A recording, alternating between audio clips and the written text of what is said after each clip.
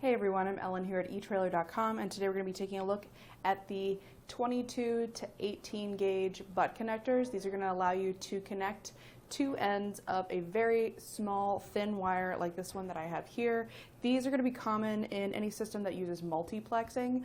That's becoming a much more common system of wiring as there's more and more computerized things in vehicles. Those wires get smaller so that they're able to kind of minimize the amount of wires that are in your vehicle. So now we have multiple signals going over one wire, but a lot of times those signals can be going over a very thin wire.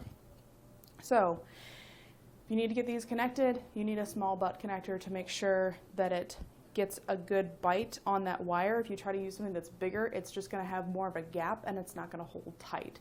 So this is going to be the piece that you need. I'll show you how to connect the two ends together. So I've got my very thin wire here. This is probably 20 or 22 gauge, so really thin wire. I'm just going to strip back about 1/4 inch of the insulation on this wire. That way we can actually get our connection made. Do that on both ends. Going a little bit more than 1/4 inch on that side. I'm going to match it up here on the other, sort of. And then it's a good idea to twist the ends to make sure that your wires don't come out or there's not one straggler hanging outside of your butt connector. If that happens, it can sometimes cause a false signal, especially with these wires being so thin. Even one stray piece of copper can affect the system. So I'm going to fold this over a little bit since it is just so thin to give my connector a little bit more to bite onto. Again, this works for up to 18 gauge, which is going to be a bit bigger than this wire I have here. So that's why I'm able to allow for this to fold over. And again, just twisting it to get it in place. Use my handy crimpers. You want to make sure that whenever you're crimping this down, you use the right slot. Some of these tools will have multiple options. So you want to use the one for an insulated butt connector, since that's what this is.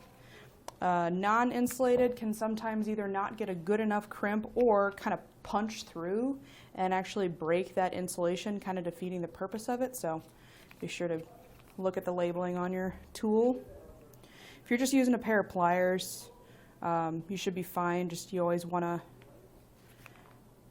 check your connection after you make it. Give it a little pull, make sure that the wires are all in there and it's not going to come flying out of there. Any wiring that you're putting on a vehicle, you have to think about how it's going to be vibrating as you're going down the road because you're going to be in motion. So you want to make sure that that connection is nice and tight so you don't have to get into these wires again. A lot of times thinner wires like this, they can be in some hard to reach areas. So the less you have to do this, the better. But as you can see, we have our nice connection now. You could wrap that up with some electrical tape, or a smart idea would maybe to get some heat shrink, a little heat shrink sleeve to go over that. Use a heat gun to seal around it to create a more watertight and sleeker look for your wire. But that's pretty much all there is to it. Again, you're going to get 5 of these connectors with this part number, so should have a few on hand for whatever your job might be.